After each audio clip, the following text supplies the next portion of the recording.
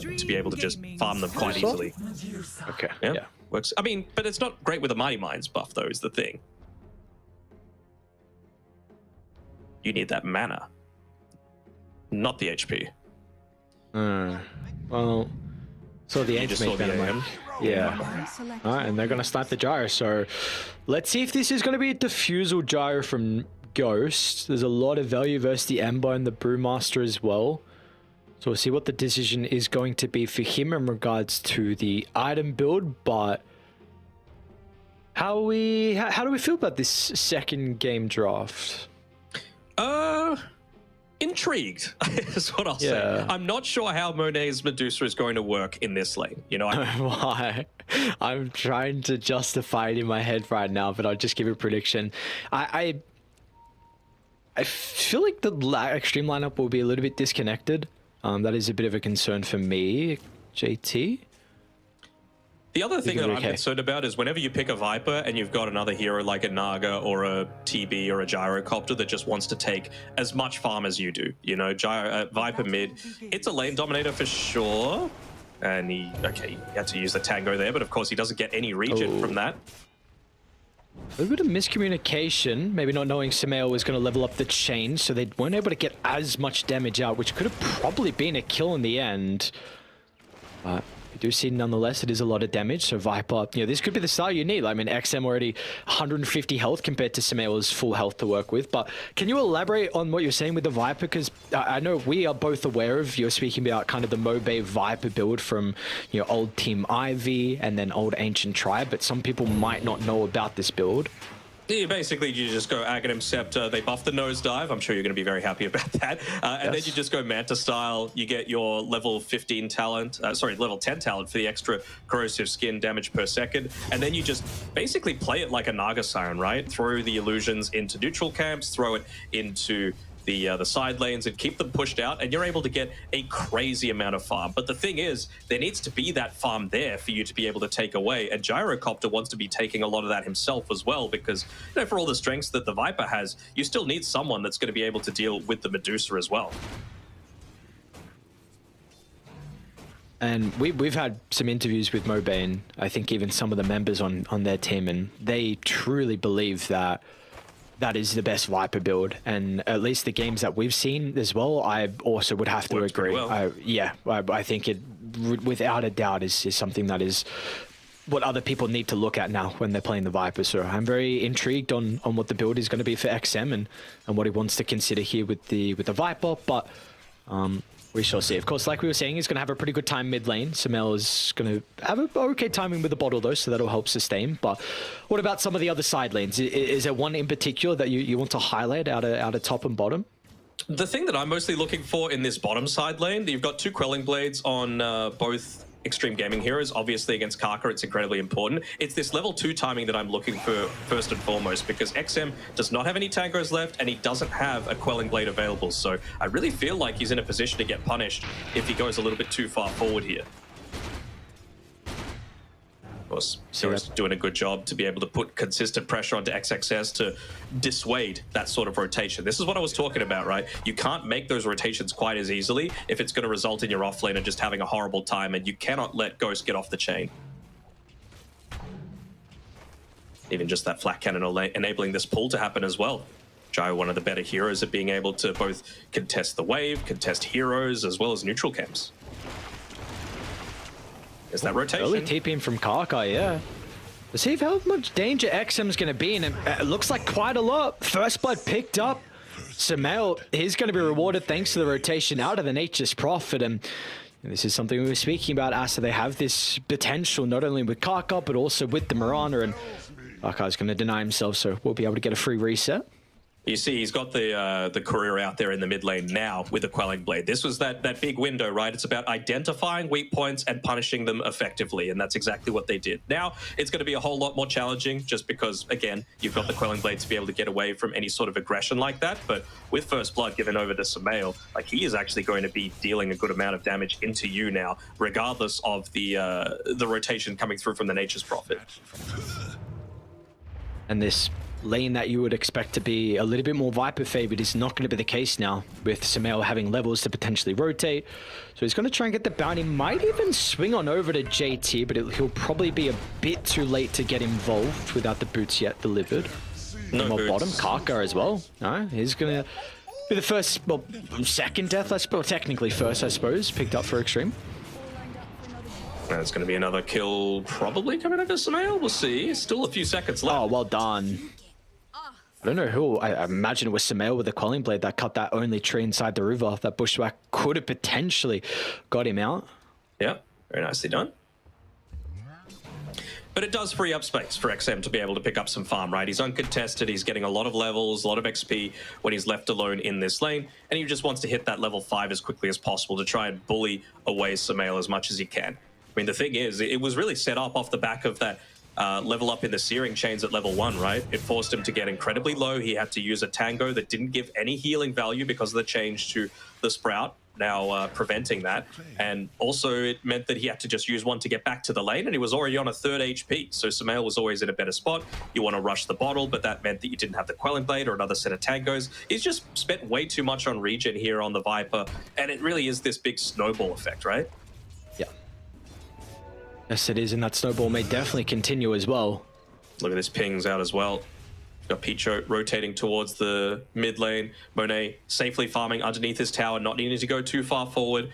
Keeping an eye on Kaka as well, but he doesn't have that teleportation available. Are they going to be able to pick this up? XinQ's in a good spot, though, to be able to counter out any sort of movement.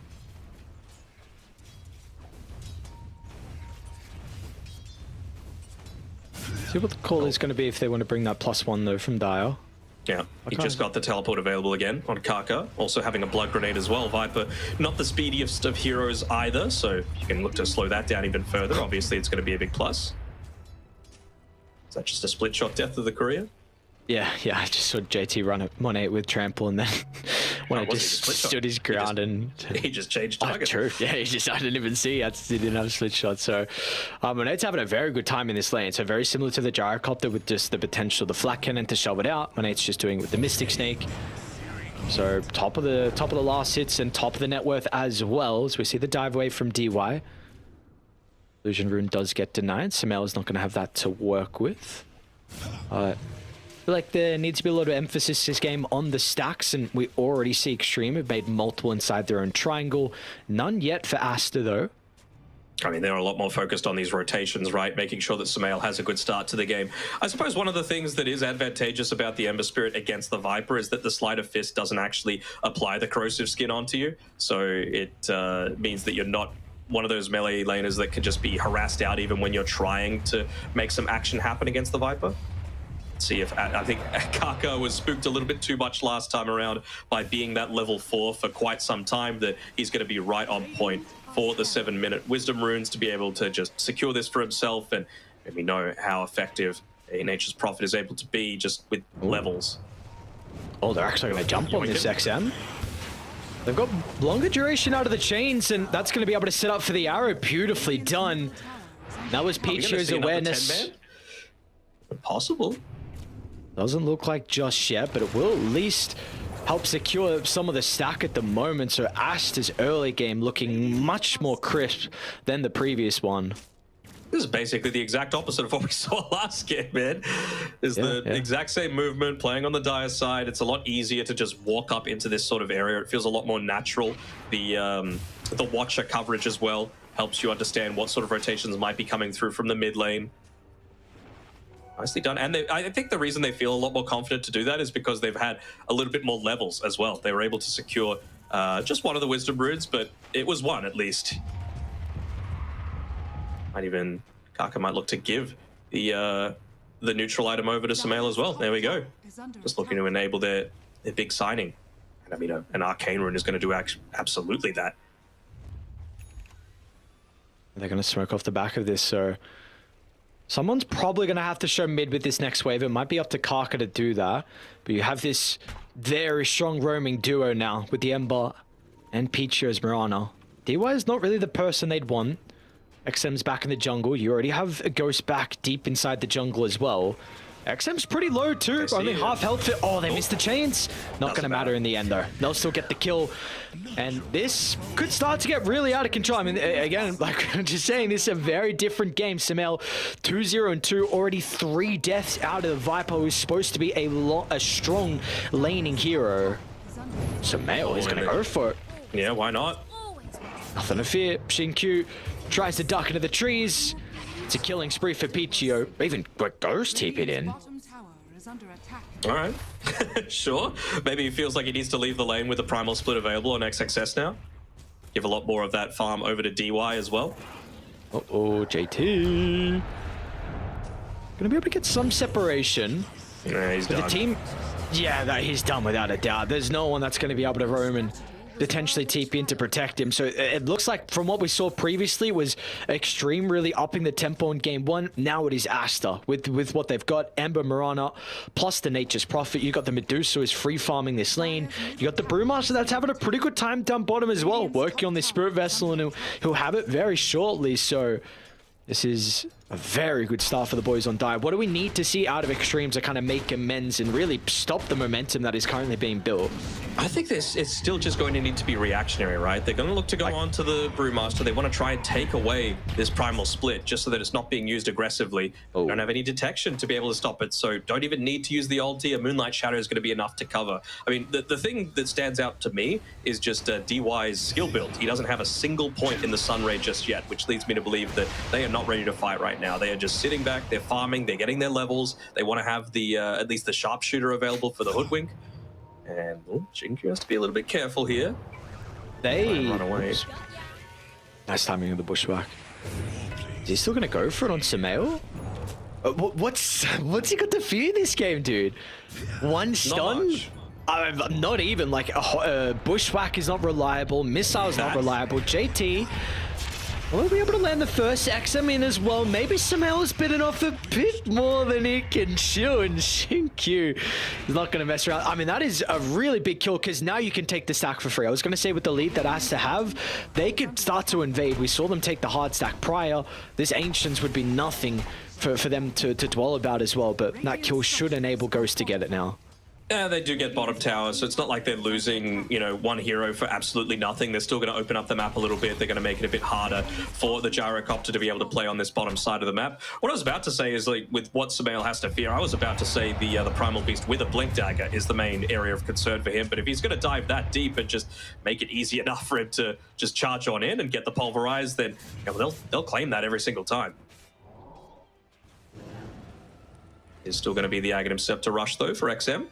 One component in.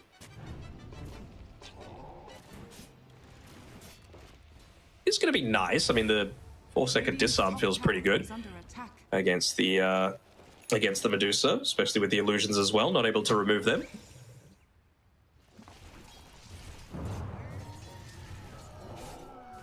I feel like this. Do you agree that you think this T1 tower is going to be ever so important for Xtreme to defend?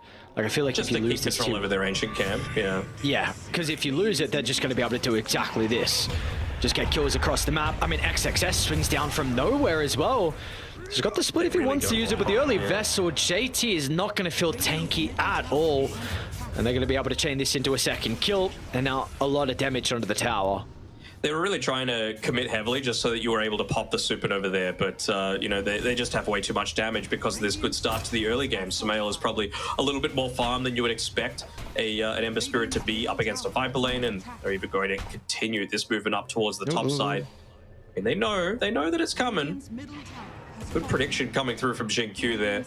Just next level awareness. They smoked under the ward, but yeah, we'll yes. Sing praises.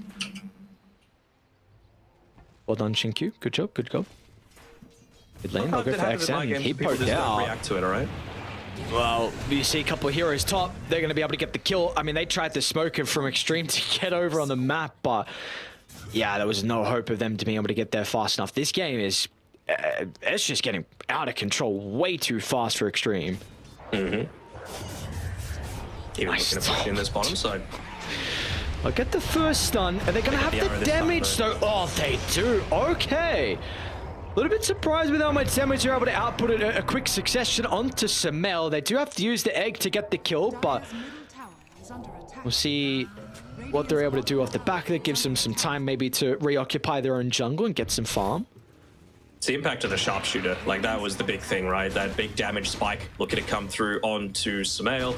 And I mean, that's the thing. You need to make sure that these spells are coming out in conjunction with each other. It was a good use of the arrow as well from pcgaming to be able to stop the majority of that pulverize, but it was just a little bit too late. They had the lockdown required to be able to just keep SumaiL in place and look to take him out.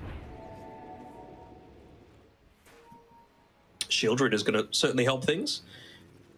Right now, he's looking to play alongside pcgaming, but I almost wonder, like, are you wanting to be in a position just to give him a tiny bit of extra farm? Oh, Ghost. Not if he can get like this. Oh, kind of lucky. SumaiL should be there in time to be able to stop the TP. Unfortunately, the luck will run dry.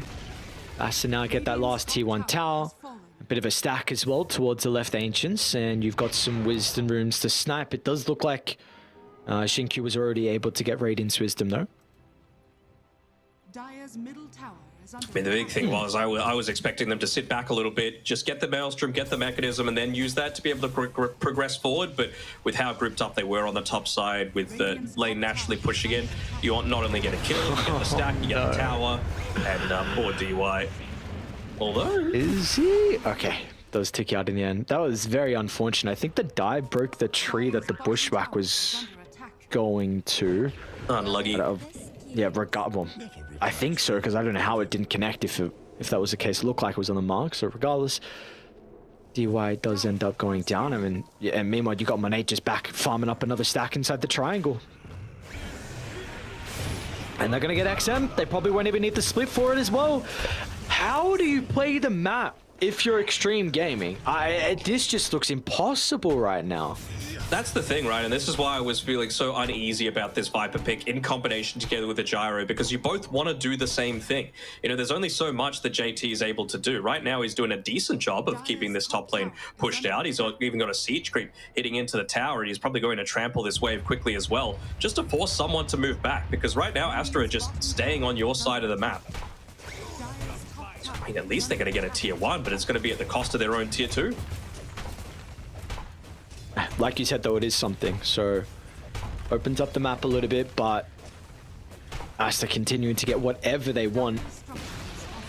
Absolutely for free. 8,000 net worth lead. Man, I'm trying to... He's just standing still. He can't do anything.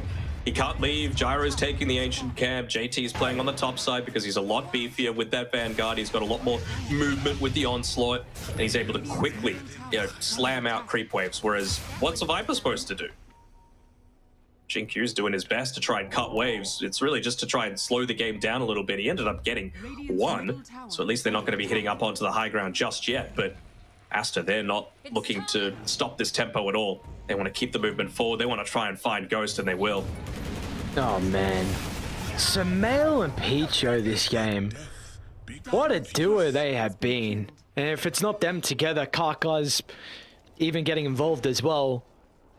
This is the exact turnaround that you would be hoping for the Aster boys if you are one of their fans. And it's looking like it's just going to be a pretty easy clean out because XM again, he's stuck on the high ground. What's he going to be able to do? Nosedive? You've got DY potentially nearby. All right, nice nosedive.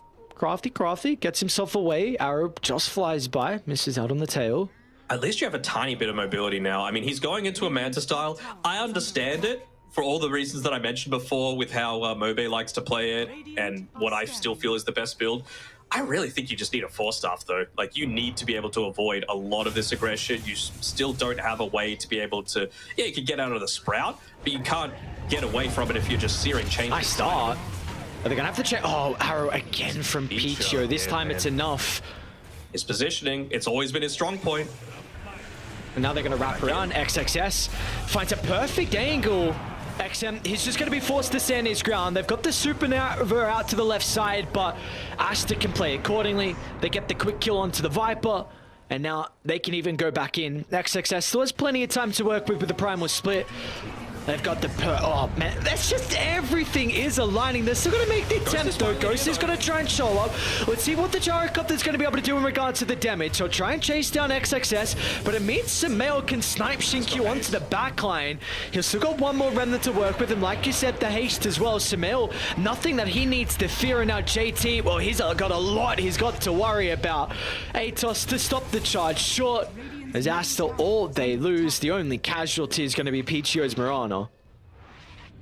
It's a rough place to be in. I mean, it's a 10k net worth lead, just 19 minutes into it. Ghost still hasn't reached his full potential though, right? Like he's 600 gold away from the Aghanim Scepter. He's got the Basket Bandits to be able to play around with. So you're going to have some decent ways, but look at him. He's farming right underneath an Observer Ward right now, and that's where a lot of the movement is happening. SumaiL only has the one fire remnant to be able to play around with, but that might just be enough to be able to catch him out. Ooh. All right.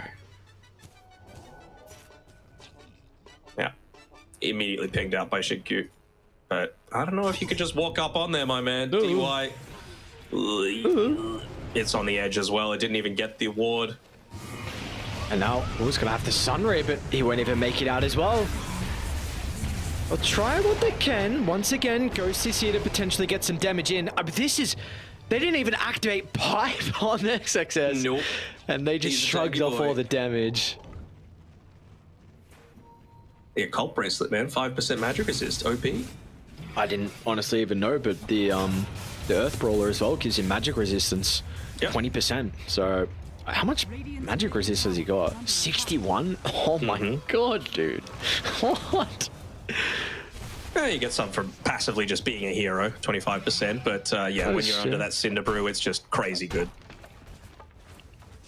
I think this is a very interesting hero with the recent changes and with the Vessel being buffed up as well. We've seen Brewmaster look very good in, I think, all the games that we've covered so far, so... Yeah.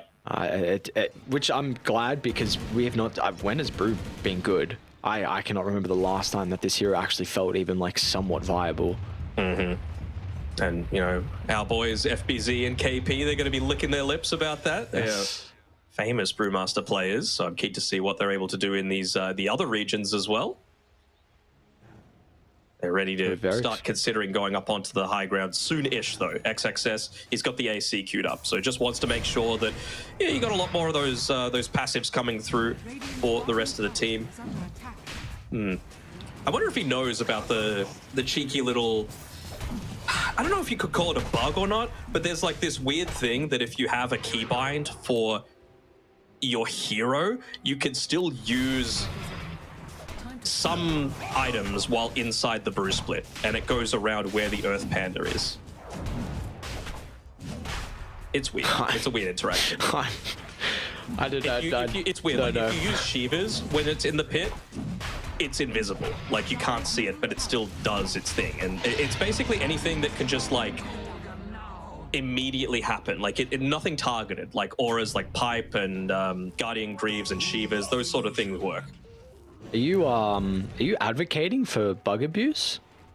It's a feature. Ah, feature, right. Yes, sorry, how dare I? Dude, I don't use it. I have no micro, so it's not going to be exploited by me, that's for sure. Oh, JT! Oh, they got him. It's unfortunate that it's going to be a call, but when you are this far, BT started stepping. Oh, JT. Like use the halberd on him.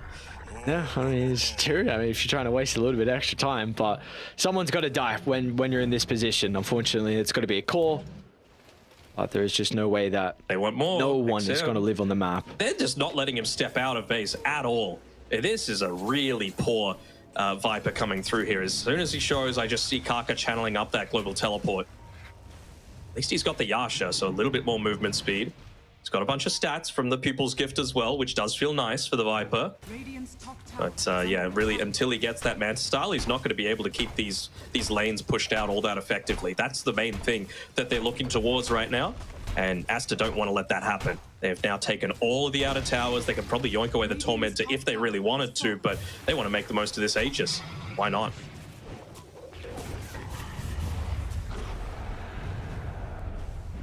shove those lanes as much as you can, but the backdoor protection still not going to be there. All right, yeah, finally they've had enough of DY. So I just quick tip in, slight easy kill. I was about to sing the praises of DY because he's level 12 and actually farming up a decent chunk towards the Hex. He's not left this area with the ward up on the cliff. He's been farming these two camps and cutting waves. But yeah, finally Aster had enough of him. And the thing is, again, SumaiL has a haste rune to be able to make that sort of play. So you can TP back, get the kill, pop the haste, and then just immediately get back towards the rest of the team. They know roughly where Ghost is as well. So they're going to be able to try and go for a kill. It's just a matter of how good are they at predicting, and his spidey senses say, get the hell out of here. Very good read.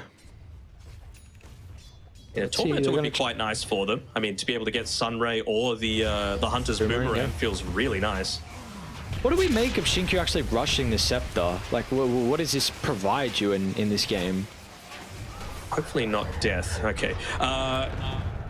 I saw it as well, and I was like, really? There's been an interesting build. I guess maybe just an extra amount of break for the Brewmaster as well, right? It would impact the Drunken Brawler, some of the passives looking to come through from that. Even if it isn't the full strength, it would still provide the break. It provides a little bit of that stuff to force you back, basically. Is the break with the Scepter now? I believe so, yeah. Are you sure? Pretty sure, yeah. I thought it was with the normal. Okay. Okay. Smoke up, Xtreme. I haven't really seen them be active so far. Especially with the position they're currently in. Down 14,000 gold and still the Aegis in their hands for another minute 30. So what are they looking to try and get out of the map with Ghost and JT?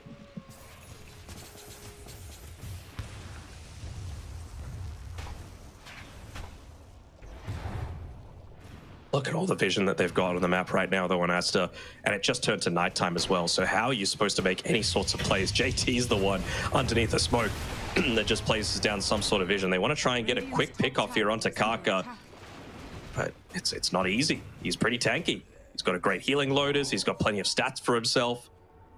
He's just keeping control of this ancient camp area. And all the while, high ground starting to get hit as well. Butterfly coming through to Monet as well. Oh, Kaka's being so annoying, dude. That'd be nice, Corey, but no, I'm not gonna get it. A huge career. Ghost? Oh, Ghost. Oh, he's gonna get it. He's gonna get it. Damn, Oh no! He was on it. Because in two minds of whether he reveals his positioning. SumaiL back inside the mid lane, chains and the ATOS to be able to set up for the arrow. That's going to force the Sunray early on just to keep JT alive. I mean, Ghost needs his BKB. He cannot show back up to this fight. You might just need to give up one lane of racks so that you are effective for the team fight after this. Just 200 gold away on Ghost, but it feels like an eternity.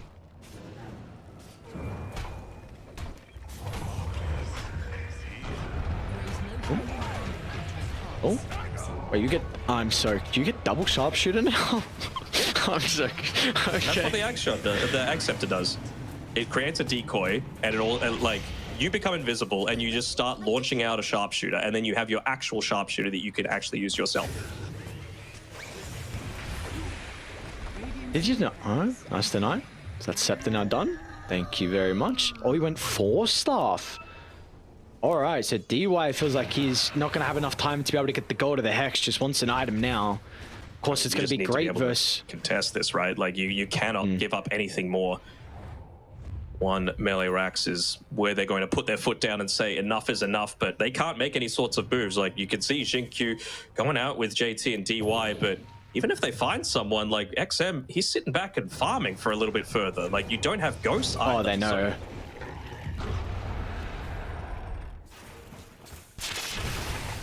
What's going on top lane? XM needs the boys. Pretty decent dive in. The Sunrays, well, is it enough to help him heal up? It's not going to be the case. They'll get the kill. Oh, the Stone Gaze as well holds DY into place. We'll be able to force stuff back up at the high ground. A little bit awkward of a fight though, and the Supernova doesn't make it any easier. They can look to dance out to the right side as Aster. They're more than okay with this. You forced out all the abilities from DY. You're potentially going to get a buyback out shortly as well. It's very messy once again. SumaiL, what's he got to worry about? out of the force to reposition. JT is going to try and bump him down. But this is just another slow siege coming out. The thing is, you've still got the primal split as well. Like, you didn't use everything in your toolkit. Even a wisdom rune being used by SumaiL, bringing himself up to level 18, so even stronger fire remnants now. Not wanting to use any sorts of buybacks, still agonizingly close towards that Manta style for the Viper. Oh, JT tries to charge to the shot, but XXS gonna have plenty of time to pop the split, and meanwhile now JT is isolated from the team. He's gonna try and get some backup now, but the last little bit of damage comes in from SumaiL. Meanwhile, XM as well tries to stand his ground, but he's gonna end up dying too. They've got a couple of buybacks to work with. That could be how they turn the fight. Ghost though tries to charge it, but the damage, it's just not there, man. They're so survivable. XXS with pipe and AC, he wants a high five, dude. He looks unkillable at this stage of the game. Maybe now with the Sunray, XXS still gonna be cautious, but now with the rest of Aster will show back up. They killed off Ghost, and with him gone and not having a buyback, there will be zero damage that Aster have to worry about, and they're looking for the finishing blow as SumaiL dances in and out. He's playing with his food, and they will be rewarded with a dominating Game 2 performance. This was just completely put in the bag off the back of the laning stage in my eyes, right? Like, you needed to get a lot more done in the mid lane. XM, he was the MVP last time around. This time...